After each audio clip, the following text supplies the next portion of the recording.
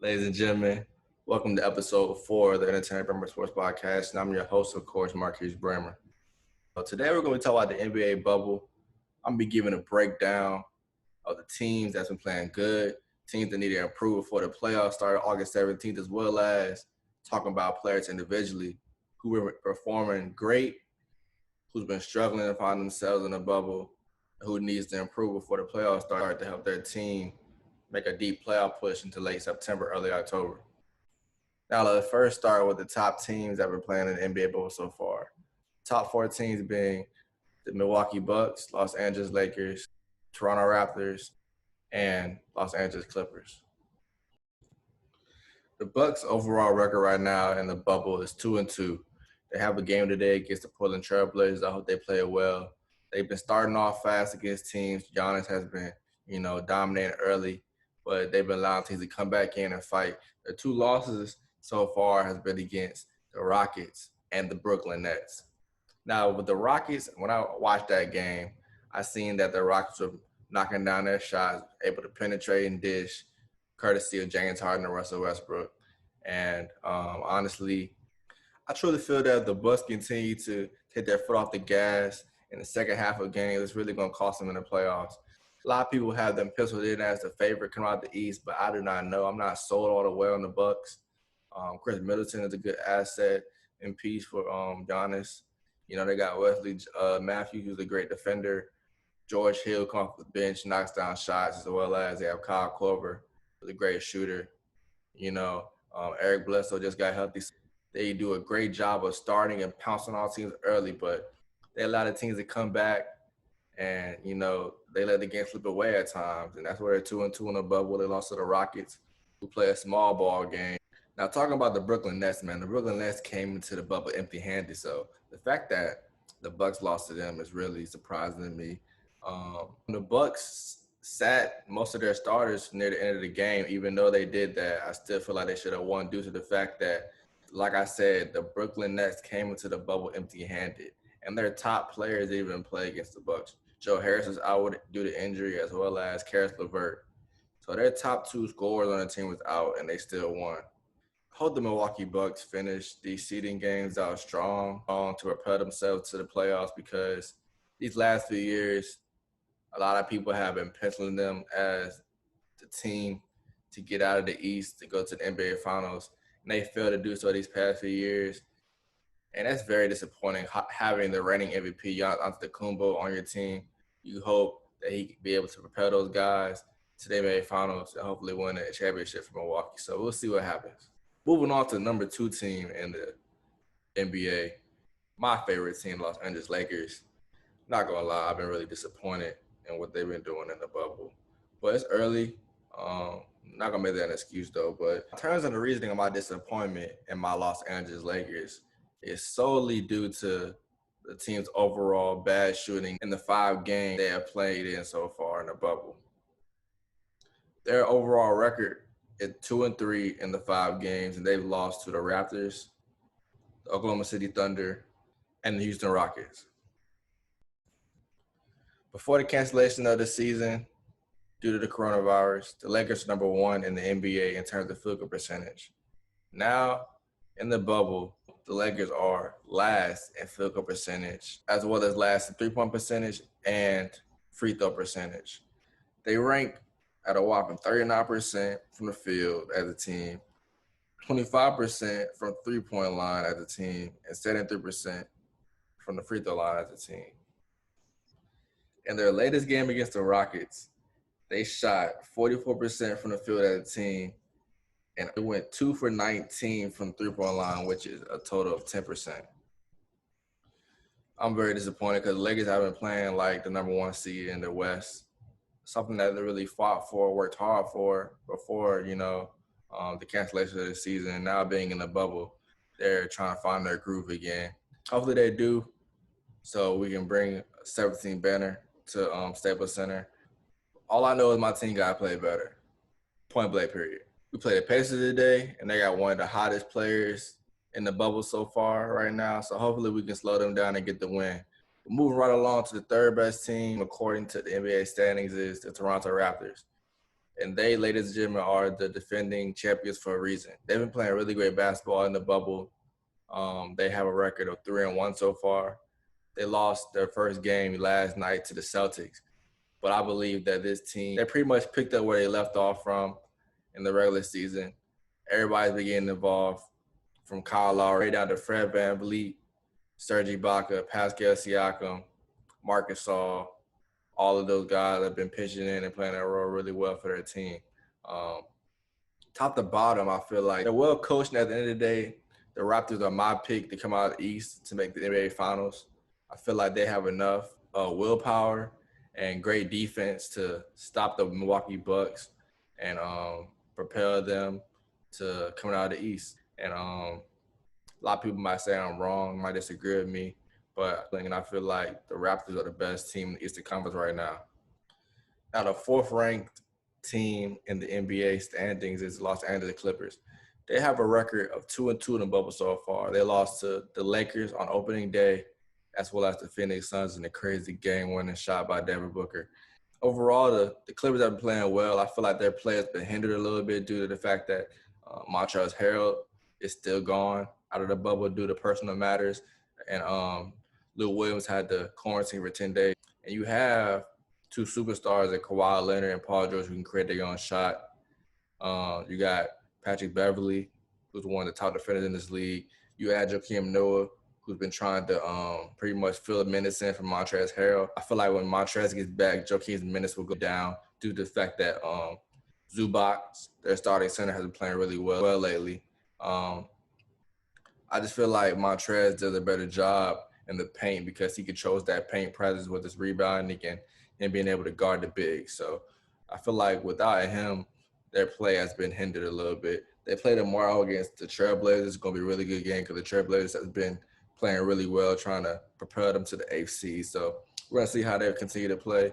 I just feel like the Clippers, if they get Montrezl back, they really have a good contention to be that team to make it out the West. Right now, everybody's saying either the Lakers are going to make it out the West or the Clippers.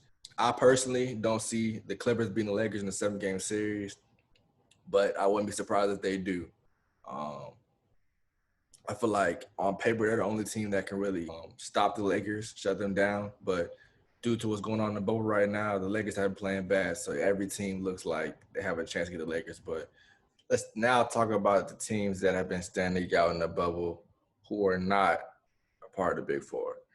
Let's talk about the Nuggets, the Trailblazers, Pacers, and the only undefeated team right now in the bubble, the Phoenix Suns. Now, the Phoenix Suns are undefeated in the bubble without their star player alongside Devin Booker, Kelly Oubre.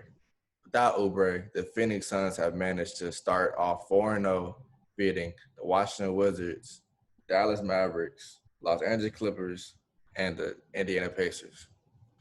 Their current play in the bubble has people wondering, will they make their way up to the eighth seed? They are currently 3 games behind the eighth seed right now, which is the Memphis Grizzlies. It's going to be interesting to see if the Phoenix Suns can get that 8th seed due to the fact that they're undefeated. They're playing well in the bubble. Devin Booker been leading them, averaging 30 points in the bubble. So it's going to be really interesting to see. They play the Miami Heat today, which is going to be a good matchup. So we'll see if they continue to stay undefeated. Moving right along to the team that I think who's going to take that 8th seed in the Western Conference, which is the Portland Trailblazers, who have been really playing really well. I truly feel like the layoff for the season allowed them to regroup and heal as a team and allowed their 2 big men to come back, and Zach Collins and Yusuf Nurkic. Nurkic being their center and Zach Collins being their power forward. Prior to them being injured, Carmelo Anthony has been playing a lot of their power forward, and he's voiced his opinion on it, not liking it, wanting to be back to his small forward, his normal position. And them coming back has allowed Carmelo to play his normal position, and he's been playing really well for them. I don't got to say much about Dame. You know what time it is with Dame, man. Dame's playing really well. He's been showing he's the best point guard in the league. And Dame has been carrying that team to, getting that 8th seed. And he has been having help from off the bench, Gary Trent Jr. He's been really playing well in the bubble, averaging 20 points, and also shooting the highest percentage from three-point line, which is 63%. That's a crazy number. Um, he's been shooting the lights out in these games so far in the bubble, and they play the Los Angeles Clippers today. So it's going to be interesting to see if he can keep that hot streak alive. Another team that's really caught my eye, the Denver Nuggets. Denver Nuggets are already in the playoffs, but they've had a young player playing great lately for them in the bubble. And the young player I'm talking about is Michael Porter Jr., ladies and gentlemen. This guy has been playing really well. He's been averaging 26 points per game, 10 rebounds, and shooting 57% from the field for the Nuggets. I'm very excited because the sky's the limit for this guy. Coming out of high school, he was rated #1 player in high school, going to Missouri. Ended up, dealing with back injuries, and that allowed him to slip in the draft to the Denver Nuggets. So they got to still with him in the draft, and now him being back healthy, you're getting to see him really do work and show why he's one of the best young rising players in the league. And if he continues on this path, the Nuggets will be a scary team. We have great players already in Denver, and I feel like with the emergence of Michael Porter Jr. in the bubble, ain't no telling what this team can do. So I would advise the teams in the Western Conference to watch out for the Denver Nuggets in the playoffs. Now, leaving the Western Conference, going to the Eastern Conference, I want to talk about one team that's really caught my eye in the Eastern Conference. Not really one team, really one player who really has emerged and leads the NBA bubble in scoring, which is T.J. Warren. T.J. Warren is averaging 33 points per game, 7 rebounds per game, and shooting 58% from the field. He also has the NBA's highest scoring game in the bubble with 53 points against Philadelphia 76ers. Now, ladies and gentlemen, this guy is playing really well. I don't know what he did during the pandemic. I don't know if, Victor Oladipo opting out, been opting back in, got him some feeling type of way or what. I don't know, but he's hooping. But the team, they're not a team that can really compete with the Raptors in a 7-game series or the Milwaukee Bucks. The Pacers play the Lakers today. I want to see how my team matches up against them, see if they stop T.J. Warren, and see if he continues to hit his average, which is 33 points per game. So that, ladies and gentlemen, is my overall breakdown of teams in the NBA bubble. I know I failed to mention a few teams, but before I go, I wanted to read off the NBA schedule for today, and as well as give my overall pick of who I think is going to win each game. So the first game was the Clippers and Trailblazers. I think the Trailblazers are going to win this game. I don't think that Paul George or Kawhi Leonard would do enough to stop Dame Lillard. The next game on the schedule was the Jazz and Nuggets. I got the Utah Jazz. I feel like Rudy Gobert and Donovan Mitchell have been playing really well. So I got the Jazz. Next game was Lakers and Pacers. Going for the Lakers, of course. You see the shirt. Always, rest in peace, late, great Kobe Bryant. You got the Phoenix Suns and the Miami Heat. I like an underdog story, so I'm picking the Phoenix Suns, who is still the underdog, even though they're the only undefeated team in the bubble. I got the Phoenix Suns. I got Devin Book. And the last game on the schedule is the Bucks and the Mavericks. I like Luka a lot, but nobody on that Mavericks team,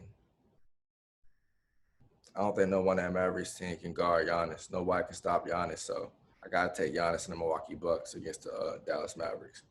I'm real curious to know what you guys think of the NBA bubble so far, so make sure you guys like, comment, subscribe to the video, as well as comment your favorite team, who you got winning it all, who's been the sleeper teams in the bubble so far, who's been the sleeper players, who's been playing well, all that good stuff, man. Just let me know in the comments.